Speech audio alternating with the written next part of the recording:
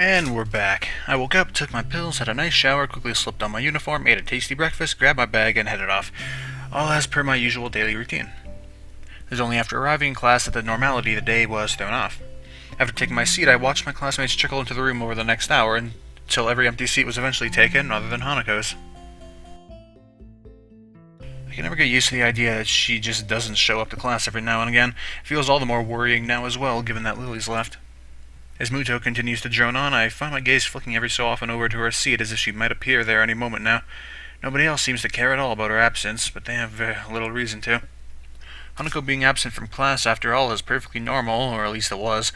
Her attendance hasn't been all that bad from what I have seen in my time here, but it was apparently much more spotty beforehand.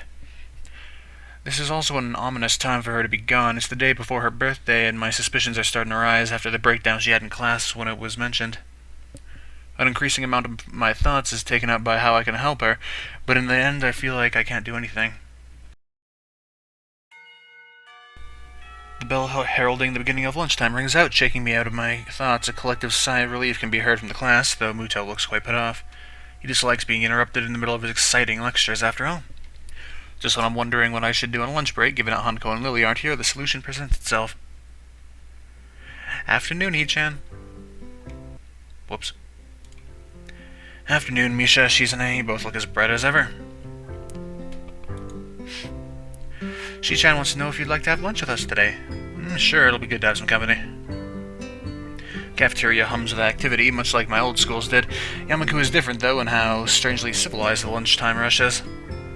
What one would expect from an unruly mob chomping at the bit to get the serving area is rather a neat, organized line. There's a small amount of jostling, and people's heads are often craning around to check on what's happening up ahead, but it's pretty subdued. This is due, no doubt, to the very serious rules regarding such matters in the school. The same strict discipline is observed when students move in the hallways or come to and from their dormitories in the school gate. While the reasons for it may be slightly off-putting, I've come to quite like this sense of order that's enforced in the school.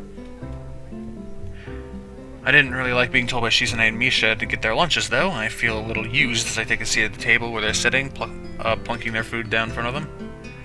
Sweet bread and strawberry milk for Misha, a bowl of ramen, and juice for Shizune. I heave a sigh of relief as I put it all down after the significant difficulty I had carrying it all in addition to my own lunch. Thank you. Misha claps her hands together before popping open the wrapper and digging into her bread ravenously. Shizune simply gives an appreciative nod before giving her steaming ramen a stir and blowing on a little to cool it down. I open my own lunch, another packet of sweetbread, and take a bite before washing it down with some juice. The bread is very sweet, so much so that I end up forcing myself to stomach it just to get the experience over with. Midway through, I decide to take a break from the difficult task and ask what's on my mind. So, I'm guessing you two had a reason to drag me down here. You two seem to always have an ulterior motive after all. What are you saying, Ifan? We won't have any ulterior motive? Her mouth is full of sweet bread as she speaks. It's a pretty unpleasant sight. Shizune looks a little grossed out before going back to eating her ramen. I wait until Misha swallows what she has in her mouth before speaking again. You're not buttering me up to make me work with you after school? Nope. I'm not trying to extract information from me that I might not want to give. Nuh-uh. Fine, you win. I guess you just want to have lunch with someone as intelligent, as handsome as me. That's it, Hee-chan. You got it. Shizune looks unimpressed as Misha finishes signing a conversation and sucks in the last of the long noodles. She signs her own thoughts. Shi-chan says you shouldn't be so suspicious of us. She's just doing her duty as a class representative, after all. How are you doing that? As much as I hate to admit it, it looks as if I still have trouble communicating with Shizune. It'll be a simple matter of keeping eye contact with her and addressing Shizune instead of Misha in my speech, but when somebody else is doing the talking for her, it's a surprisingly difficult task. It's the class representative's job to ensure everybody's doing all right in class, isn't it? Not really. But how is making me get your food ensuring that I'll go well in class? Shizune huffs and adjusts her glasses disapprovingly. So this is the thanks we get for giving you companionship during lunchtime. That's a total dodge of the question. Wait, hang on. How did you know that Lily's away and Hanako's absent, and since those two are the only people you hang around with. You also make it kind of obvious to see. I may well have done so, but she didn't need to rub it in. Maybe this is payback for before. Right, well, thanks, I appreciate it, and that isn't sarcasm. The two nod, and we get back to finishing our meals. It feels a little embarrassing to be accompanied just because they notice I was lonely, but it isn't as if they're strangers either. It isn't long before I finish the last of my bread and start on the last of my juice, and as I do so, I find my mind wandering back to what I'd been thinking about before the two interrupted my train of thought. Feels like I'm the only one in the class that so much as acknowledges Hanako's not being there. It feels like this the other time she skipped class, but now it's even more acutely annoying. Does nobody care if she's happy or not? Have they just written off any possibility of helping to make her better? Even Muto doesn't try to keep her in class, and I'm still not wholly convinced by his reasoning. Hey, Chan, is your juice past its expiry date? What? You're pulling a weird face like this. As if it were needed, Misha mimics my own expression. Her exaggeration makes me grimace, though Shizune at least takes some amusement from it. I was just thinking about Hanako. Oh? Misha's interest is piqued, and so is Shizune's once my words are interpreted for. I'm just worried about her being absent so often, especially now, what with her birthday coming around. Memories of that incident in class are still fresh in their minds, their faces alone are telling me that much. Do you know anything about Hanako? Anything that might help? Misha shrugs and looks to Shizune, who mulls on this for a while. The only people she's ever talked to for more than a sentence or two are you and Lily. Shizune may not be able to convey Lily's name in a derisive tone of speech, but I feel as if it comes through in her sign language. The effect is lost, however, after Misha's interpretation.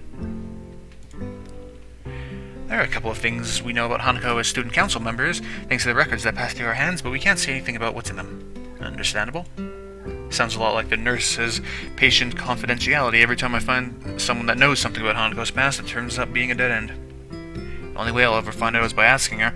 I don't know if she'll let me know such things, but if it's for her sake, I have to at least try. Don't worry about it, Hichan. It happens every year, after all. It doesn't remove my sense of worry at all. I still feel a little at fault for what happened in class, but this feels like it goes further, even without their confirmation of that fact. Misha notes my troubled expression, her own usually happy and reassuring face dropping. Everyone has problems they have to deal with, right, Hichan? And I just wish I could help Hanako more with hers. With that, the conversation trails off on a depressing note. Eventually, Misha manages to pick the mood back up through her usual bright and bubbly antics, but my mind remains focused on Hanako. I'll go check on her later. I make sure my door is locked after dropping off my school bag. The dorms are quiet. Muto kept me occupied longer than I expected, discussing my studies after class ended and pressing me on some worksheets to give to Hanako almost as an afterthought. Absorbed in thought, I'm late in registering the shadow that appears in front of me. Looking up reveals the owner of said shadow. Hey man, haven't seen you in a while. Oh, hi. What's with that response? My absent-minded greeting visibly annoys him.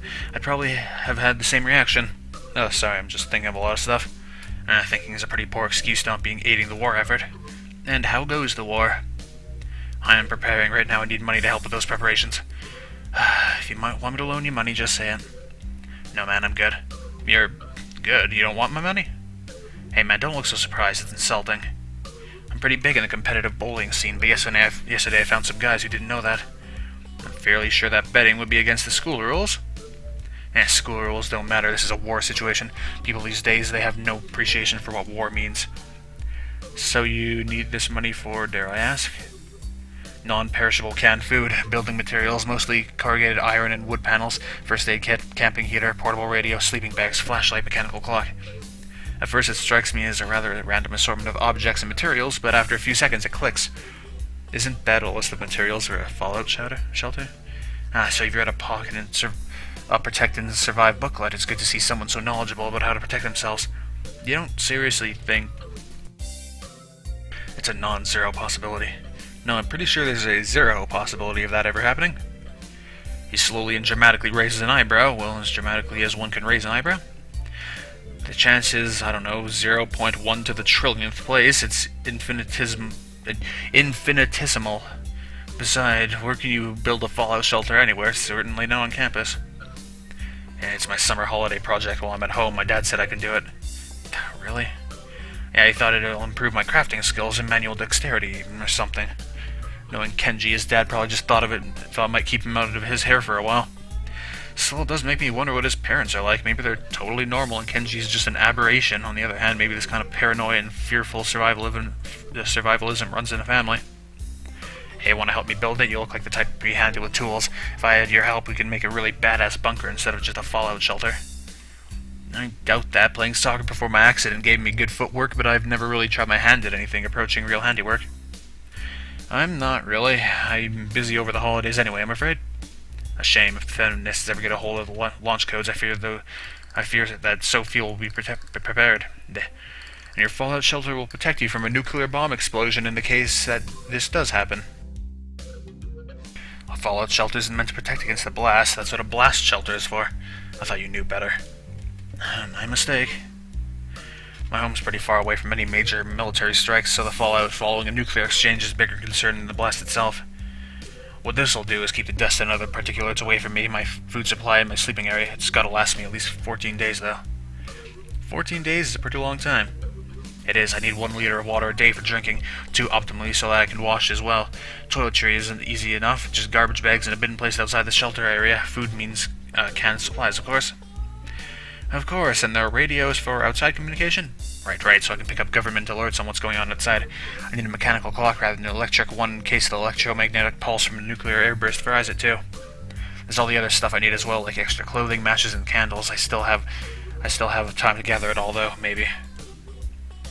As much as I hate to say it, I'm a little impressed. He's really researched this and thought it through. Then again, I don't know if I want to live in a post-apocalyptic world with only people like Kenji having survived. Sounds like you really know what you're doing. Damn right I do. Must be hard living in constant fear like this. He hardly ever socializes either, so the fact that he went bowling with others is in itself something of a surprise. This mentality reminds me a little of a certain someone. Thankfully, her fear of others doesn't manifest in such a distinctly eccentric way. One thing I know for sure is that I certainly can't tell him exactly why I haven't been hanging around with him much recently. It's late, I have stuff to do. I'll think about making a fallout shelter or something, though. Yeah, alright, that's cool. A man has to do what he's gotta do after all. You should hang around with me sometime, by the way. You're a cool dude. Cool dudes should hang out together, right? Yeah, you're a pretty cool dude, Kenji. For some reason, that compliment actually feels kinda nice. Situation with Hanako being what it is, though, means I probably won't be able to fulfill his request, for now at least. That'd be good. I'll talk to you later about it when I can. Cool. Later, dude. Bye, Kenji. He retreats into his dormitory room. I'd better go see Hanako. Stand outside of the door to Hanako's room, hoping that she isn't in too much of a state as I nervously clutch the worksheet Muto asked me to pass on to her. It's one more reason to visit her, and it gives me something to talk about, so I suppose I should be thankful to him for giving me the task. With a long breath to steady myself, I rap my knuckles on the door in front of me. Silence. I listen intently for any sound of shuffling coming from inside, but I can't hear a thing. I knock on the door again, slightly harder. Still no answer. How strange. Scratching my head, I make one last attempt at getting her to answer as I knock on the door one final time. Hanako, it's just me. Muta said to give you some stuff. For a while, the attempt seems just as unsuccessful as the last. Before I slip the sheets under her door, though, I hear the handle rattling. As the door opens halfway, I quickly try to see how Hanako is faring. It's a task made somewhat more difficult by her oversized gown hiding so much of her body. She doesn't look sick, or at least not immediately so. To be honest, I'd have preferred that to her expression right now. She looks terribly tired and appears to be barely acknowledging my presence. Hi, Hanako. Muto wanted me to give you these since you weren't in class today. I hold out the loose sheets, which she tentatively takes in her hands. The way she moves is devoid of thought. Her posture is slumped in an unusual manner for someone that's so often tense and wound up. Even her eyes keep looking away from mine, doing their best to avoid eye contact. I move my head a little to try and get a better look, but she just ends up turning away. Are you okay? If you're feeling sick or anything, I could go get a nurse. It feels almost pitiful to put someone on a routine, get well soon act. I can't think of anything else I could possibly do for her, though. She seems to collect herself a little at the notion, but only a little. Her head remains turned away, but her eyes move towards mine. I'm fine. An awkward silence follows as it lingers, and I notice that the sleeves and cuffs of her gown bear slightly damp stains. Her cheeks are a bit red, too. Has she been crying? I see. I hesitate a little before coming out with the words I really came here to say. Would you like me to stay? I don't have anything urgent to do at the moment, so it wouldn't be any trouble. Her eyes slide away from me, but I lose any hope for an improvement of her mood. I wait for her response, but she doesn't say anything, nor give any kind of gesture. She just stands there, looking away from me. Hanako? She slowly shakes her head. Okay, good night then. With that, Hanako steps back and closes her door without a second word. More than a little worried, I retreat back to my room. Wandering up the hallway, I keep mulling over what happened. It felt like Hanako was only half there, as if I was interacting with a robot that was just doing what it was programmed to without any real thought. She was a husk of a person. This is frustrating. I had hoped that meeting Hanako would help the situation, but I feel like it's only made it harder to understand her. How am I supposed to try and help her when she quite literally shuts me out like that? I don't even bother to turn on the light, opting instead to simply change into my pajamas, quickly choke down my evening pills, and collapse onto my bed.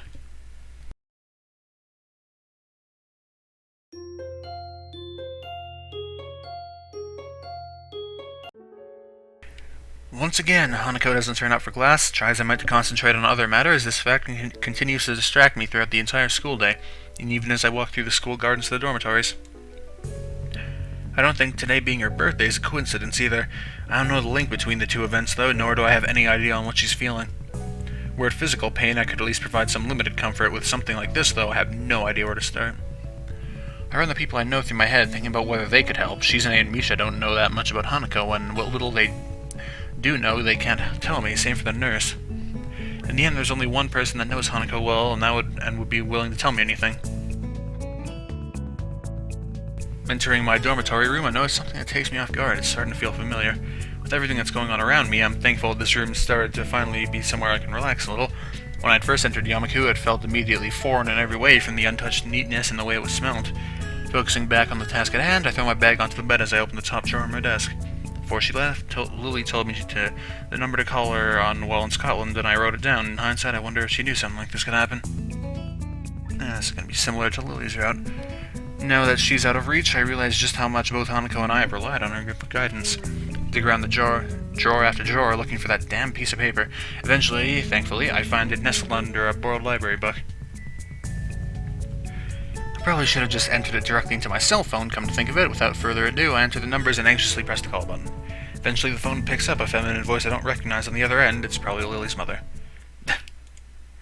English, suddenly find myself unprepared. I realize I can't understand a word she says, either due to my limited vocabulary or her heavy accent. I should have anticipated this, since according to Lily, her mother is a native Scot.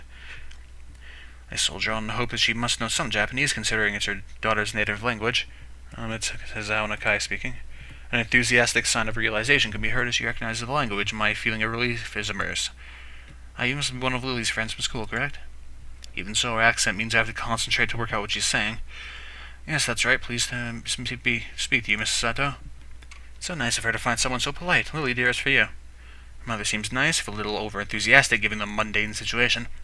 There's a small silence as Lily takes her time getting to the phone. Distance, I can just make out her mother scolding her playfully for just getting up.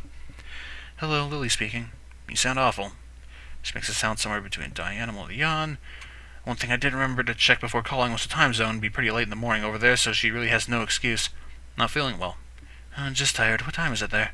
Late afternoon. School finished for the day not long ago. Hanako's not well, is she? That was quick. My assumption that she must have known something like this could happen seems to have been on the mark. How did you know?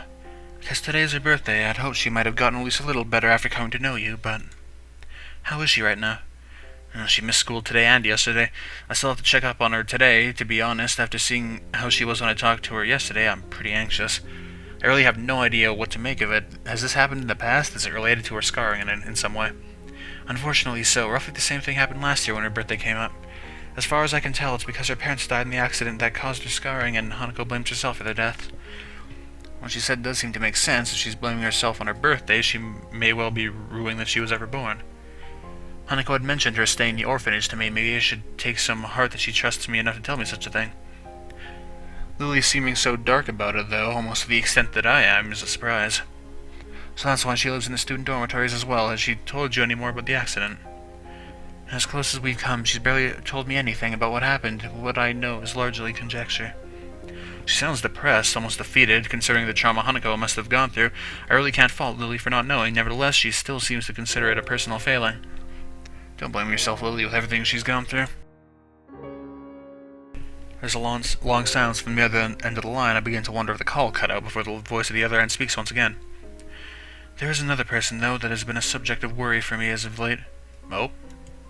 I run through the people she could be talking about in my head. The only friends she seems to keep very close are Hanako and I, though there's Akila as well. That person is you, Hizao. There's another silence on the line, but this time it's caused by me. Making others worry about me is something I've very actively tried to avoid since coming to Yamaku. Indeed, even my interaction with Hanako has helped stave off any major health problems thanks to our relaxed and slow-paced lives. What is there to worry about over me? I apologize, I didn't mean any offense. I'm sorry, I'm just taken a bit off guard. Still, isn't Hanako a bigger problem at the moment? For some time now, I have thought that both of you may be feeding into each other's more worrying habits. I tried to amend this before leaving, but it seems to have done little. Worrying habits. When I asked you what you had in mind for the future, your answer was very similar to what Hanako had said in the past when the question was posed to her. It is well and good to want to protect her, but I feel that treating Hanako like this as if she were a daughter or someone in need of special care is only going to achieve the opposite. The situation got effectively turned on its head after everything that's happened. This is the first time I find myself doubting Lily's judgment. I don't actually know what to choose for this one. Did that save? Yes. Okay. Go back. Yeah. I'm not sure about this one. I mean, yeah, she most likely won't get any better if we just keep babying her, so I'm probably going to go with Lily here. I don't want to admit it, but she may have a point. Something else bugs me, though. And you tried to amend this? Wait, our outing into the city. Quite astute. I thought it might help if I dragged both of you out of Yamaku and into the wider world. I am thankful you became closer for it, though. So she noticed that. I suppose she may well have been paying attention to us, and her hearing's incredibly good, quite likely enough to have picked up what we were talking about if she tried. It sounds more and more like you were manipulating us. Silence is a harsh way of putting it, but I have no intention of stepping back from those words. I'm sorry, I was just worried about you. It's fine, I guess there are more important things anyway. It's not a total surprise that she'd do such a thing. Her motherly nature can be slightly overbearing at times, but she does have the best of intentions. So you think I should think about myself more instead of trying to cater to Hanako? That largely sums it up. Again, I'm sorry for not telling you this in a clearer way before going behind your back. I know I'm at least guilty of being overprotective of Hanako and you, but I fear that you are neglecting yourself in your efforts to give Hanako happiness. Do you really think Hanako will be okay? She isn't as fragile as you think. I don't know exactly what experiences she's lived through or what feelings she has in her mind, but she has managed to work her way through them until now. It's also my hope that giving her a little space will allow her to decide what she truly wants for herself and give her the initiative to reach out for it. Please have faith in Hanako, that's all I ask. I guess I'll think about it for a while. That's good. Being rash won't get you anywhere. I know that at times you may doubt your relationship to Hanako, but she does. Ooh, Lily cuts herself off and takes a moment to reconsider her words. Please keep in mind that I wouldn't have befriended you if I hadn't thought you a fundamentally good person. You're a good friend, both to myself and to Hanako. Thank you, that helps. We share some small talk to try and lighten the atmosphere, but it feels very stilted. There's a lot I don't know about Lily's stay in Scotland, but after such a heavy subject, I want to be alone for a bit to think. After a few minutes, we end up saying our goodbyes, and I set the phone on my desk. Compared to Hanako's situation, mine feels utterly mundane. I still have both of my parents. I had a reasonably normal childhood, and unlike many in Yamaku, my condition isn't immediately visible to the public. But then again, isn't this just an attempt to justify the way I've been acting towards her? That may well be what our pasts were like, but when it comes to the future, I still have no idea what I want to do. In school, I've just concentrated on each day's work, and I put off more and more things to cater to Hanako. I recall the words Muto told me after Hanako's breakdown about the purpose of Yamaku and my education. In hindsight, he was probably trying to push exactly the same thing. So what have I been doing the time since my heart attack? If I ever did manage to get Hanako out of her room and open up, what then? I look out of my dormitory window as the sun slowly sets. It's a nice night, but what I really savor is the quiet as the students return to their dormitory rooms. All I want to do now is think. I'm not sure how much time I have, but I want to work out where I'll go from here.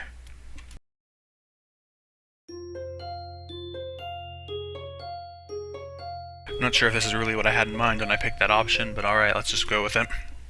Since talking to Lily yesterday, I've wanted to try and move on from this listlessness I've felt since coming to Yamaku. But even if I try to concentrate on the book in front of me, Hanako's empty seat in the back of class looms larger than life. Every time I start getting focused, my eyes flick over to her desk again, and my mind starts spinning. Oh, hey, it's you. I totally forgot her name, actually.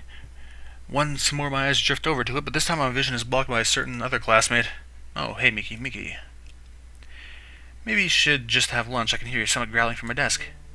I let my head drop in disappointment. She seems to take some amusement from my reaction and hops up onto my desk. Her grin as she sits on it reminds me of the Cheshire Cat. So, what you working on?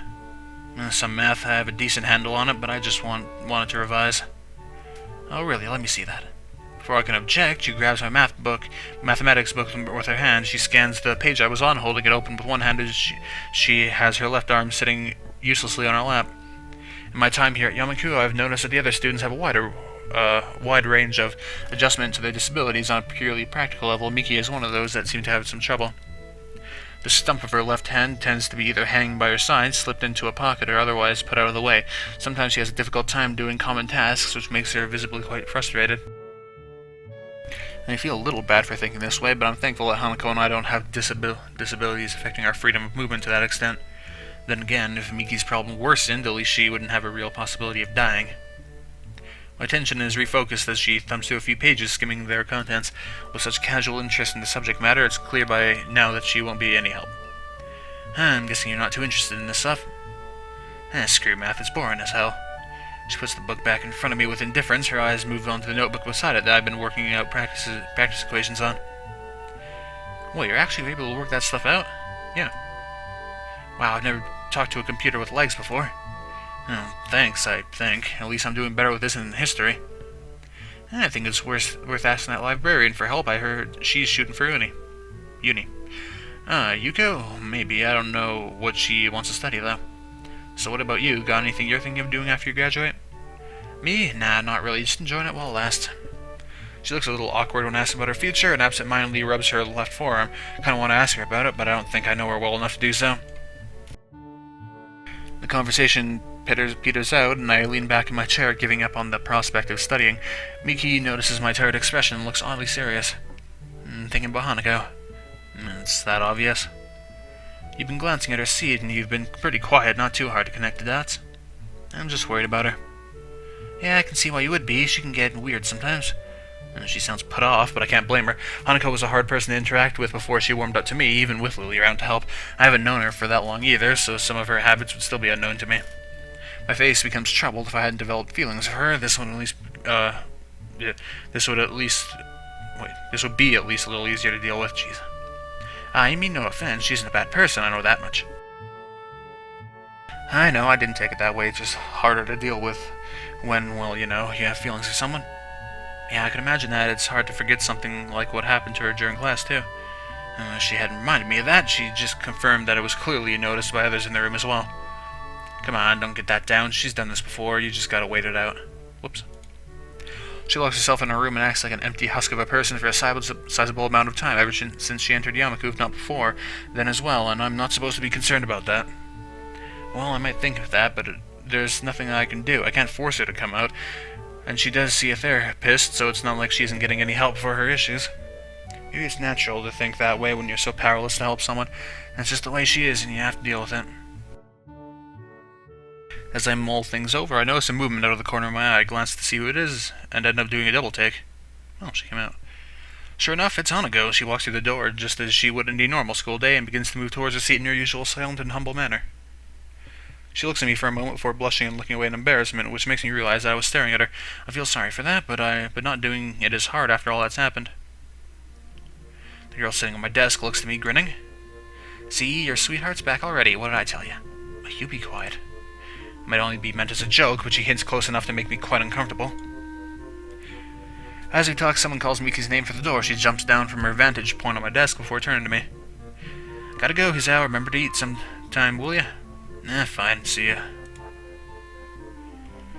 She gives a casual salute before jogging over the door where a male student in gym uniform is waiting for her, probably someone from the track and field club. Seizing the opportunity, I get up and make my way to Hanako's desk. Hello. Hi, Hanako. What's up? Nothing. Maybe talking to her this soon after she came back to class was a bad move. Wanna come with me and grab something from the cafeteria? I'm pretty hungry. But I thought you were studying. Studying can wait. Turning up for class after all this time must have taken some courage for Hanako, so the least I can do is stay with her. It's just the way she is, and you have to deal with it. It's the way Miki and probably the class as a whole views Hanako. I can do more for her, though. I want to do more for her. After being distracted by Miki, I don't think I'm going to get any work done. Come on, let's go. She hesitates, but eventually gets up and joins me as we begin walking. These may be small steps for her, but the fact that she's finally out of her room of her own volition lifts a large weight off my shoulders.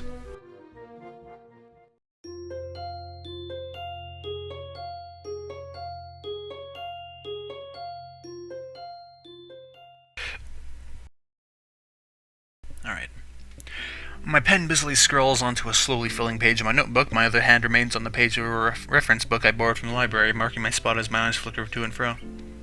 As I work, I occasionally mark red circles or underlines onto the photocopied sheets of paper that lie on the table in front of me. Wanting a change of scenery from the library to avoid the distractions of the classroom, I decided to make use of the Shanghai for some quiet study time. It ended up being nice and quiet as expected, and being able to get coffee while I study is a nice bonus. Hanako may have returned to her normal self since she came out of her room, but I've done quite the opposite. Daily routine may have returned to us, but I feel as if I'm a different person. Maybe I'm not. It's only been a few days after all since I decided I wanted to try and get out of the rut I found myself in after the accident. But I wanted to change, and I'm now actively working towards that goal. Or at least I would like to think I am. This is impossible. Brute forcing this isn't going to work. What's more, I have another piece of writing I have to do after this. I fear that's going to be no easier. I look up in mild surprise at the source of the tentative voice. Yuko stands at the head of the table with a damp towel in hand, clearly having taken the opportunity to clean the tables while no other patrons are around. She looks curious, her eyes as much on my work as on me. What's the matter? I was just wondering, what sort of work are you having so much trouble with? Oh, it's just history. I'm fine with science and math, so I'm trying to get my other subjects up to par. Yuko looks positively delighted at this development. I feel like I just chose the right answer on some big quiz show. Oh, I think I can help you with that. If you don't mind, of course. I briefly consider turning down the offer in order to not cause her too much trouble, but she looks too excited about this for me to do it. It would mean to shoot her down like that after such reaction. If you're willing to help, I'd really appreciate it. She claps her hands together and quickly deposits her towel on the counter before returning and taking a seat across from me. I take my notebook off the top of the textbook and hand it over to her to peruse. So you're studying the Edo period? Yeah, I'm not really much good at this, though. She takes the textbook and reads a few pages from a random section near the middle for a bit, but the aura of enthusiasm she's been radiating previously is rapidly sapping away. I'm guessing this isn't the kind of history you were expecting. Unfortunately not. My main area is European history, especially in the classical era. Sorry. She looks a bit downcast, but as she carefully closes the book and lays it back down on the table, her face perks up again. Would you like another cup of coffee? Yeah, sure. I reach forward and get my book back as Yuko gets up, takes my mug, and slowly walks to the counter to make another brew. As usual, she's absolutely silent as she does this. Every ounce of her concentration is focused on not tripping over or dropping the plain white mug. I take the opportunity to lay back and relax for a bit, the hum of the coffee machine filling the otherwise quiet air. It's small details like this that make me realize how much I've come to appreciate the little things in life. Peace and quiet of local town, the discipline and order of Yamaku, the green of the trees that were so rare in my home city, the relaxed pace at which the aging residents live their lives. Everything feels so certain. It's comforting. I can feel myself beginning to nod off when the sound of the mug coming to rest on the table grabs my attention. Seems like it has arrived now a moment too soon. Yuka takes her previous seat once again as I pick myself up and bring a hand around the mug to check its temperature. It's just a little too hot to drink right away, so I blow on a little. It's a shame you don't like history all that much. I sort of guess you might be more into science. How so? You've nearly read out of the science fiction section in the library already. Wasn't hard to notice. Yeah, good point there. Well, what can I say? You've pegged me just about right. You sound like you really take an interest in history, though, especially considering how specific you were about it. Do you study in that area or something? Go on digs overseas? She giggles nervously at the thought. I like to visit the Mediterranean sometimes and see the old architecture and art for myself, but I don't think I could trust myself to handle such delicate things. I'm saving up to formally study in university, although I also read up on it whenever I have free time outside of work. So Miki was right about her university aspirations, considering how she fares as a waitress. A more theoretical path may suit Yuko better. It's nice to hear that she has some ambitions, though, considering how hard she works. I nod and take a careful sip of my coffee. By now it's cooled to the right temperature, so I begin to drink while keeping an eye on the book below, trying to read at the same time. A few minutes pass quietly, Yuko looking out the window and watching the world go by while I have my coffee and study.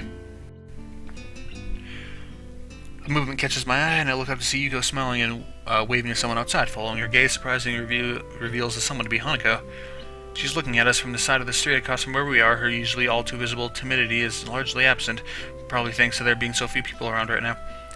Evidently, she decides to join us. After a little wave, she quickly gives a quick glance up and down the street and crosses towards the side that the cafe is on. The familiar doorbell to the Shanghai rings out as Hanako enters and makes her way to the table we're sitting at. Hello. Good afternoon. Hi, Hanako, what's up? Nothing, just going for a walk since the weather was nice. Yeah, I get what you mean, and I'm glad I decided to study here instead of the library. It's comfortable in here thanks to that, better than the sometimes quite stuffy library. I look to Yuko, who nods in response. It's nice, just a shame that summer can't last forever. Oh wait, sorry, would you like a drink? Hanako shakes her head. Thankfully it's enough to calm Yuko back down. How are you going with studying? Okay-ish. Oh yeah, have you talked to Lily? I'm interested too. How's she doing? She's enjoying it, I think.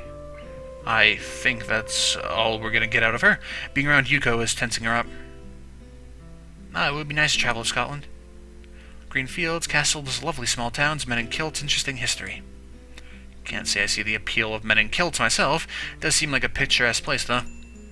As we talk, the jingle of the doorbell rings again. Hanako is startled, noticing Yuko's panicked expression at the prospect that she might leave customers to wait a handful of seconds due to her chatter with us. Yuko gives us a quick bow, then hastily skitters over and greets new customers, an elderly man and his wife. I catch her for a bit, craning my head around to get a good view. Hanako is staring at me with her one visible eye. She averts her head in embarrassment as I turn to make eye contact. I was just thinking that it's nice to have ambitions for the future. Yuko was telling me a little bit of her university aspirations before. Oh? It's a shame. If she wasn't so neurotic and overworked, I think she could be a really happy person. As much as I'd like to play host to Hanako and entertain her, I bet I do need to study as well. To be honest, I don't think the distractions from Yuko helped either. I'm sorry if I'm a bit distracted. I need to try and get this done, otherwise I'm gonna flunk the history exam pretty hard. I'm left running my hand through my hair in frustration. That letter needs doing as well once I get back to my dormitory room. Hope I have more luck with that than this. Damn. With what? Oh, I was going to write to Iwanaka. Right now, though, this is more important. All I've done is rattle myself. I can't focus on the work in front of me when my stomach is slowly turning at the prospect of actually attempting to write her back after all this time. I force myself to concentrate on the book, picking up my pen once I have a quick sip of coffee. After a few seconds, Hanako stops silently watching me and leans back in her seat, relaxing as much as she ever seemed to be able to, looking out the window to pass the time. We stay like this for a long time before leaving for the dormitories together. I'm surprised she had the patience to wait me out. Iwanako's letter lies on my desk beside a blank sheet of lined paper and an unused envelope. The tapping of my pen is the only thing to be heard this late at night. As I feared, my second task for the day turns out to be just as difficult as the first, if not harder. It's been so many months since we even saw each other. Even so, I can still remember what she looked like, what she sounded like, what she acted like. By now, though, the little details are beginning to slip away. When I first saw her letter, I barely recognized her handwriting at all. Even the pink pen she always used was forgotten until her writing reminded me of it. Wonder why she didn't use it for the letter she used to write everything with. Maybe she thinks it's too immature now. I should be thinking about myself and what I want to communicate with her. My mind can't stop concentrating on the past we shared before it was taken away so suddenly. The bright and slightly garish decorations suit her sense of aesthetics. Picking up the letter to take a closer look at it I give a long sigh. This is the last link binding me to my past. Iwanaka didn't suddenly cease to exist when she left my hospital room for the last time, but I needed this letter to remind me of that. I had all those feelings neatly filed away. I felt as if I didn't need them, that I could just begin life completely anew. It was easier that way. In the end, I suppose that was a rather naive thing to think. Sooner or later, my past would have caught up with me one way or the other. But what am I supposed to say to her? Thank you for bringing me closure? All the letter did was end the sense of closure I'd previously felt. Try as I might, I can't write so much as a single word down the paper in front of me. I can't even think of what exactly I want to say. Putting the letter down on top of the blank sheet, I gather the materials together and file them away in my drawer. The clunk the desk makes as it closes makes me momentarily tense in frustration before I get up and to go grab a drink from the vending machine on the first floor. I tried, but I couldn't do it. After all the time has passed, I still don't know how to deal with Iwanaka. Alright, well, not sure I made the best choice earlier. I wasn't 100% sure on what it meant. But that's going to be all for today. Thank you for watching, and goodbye.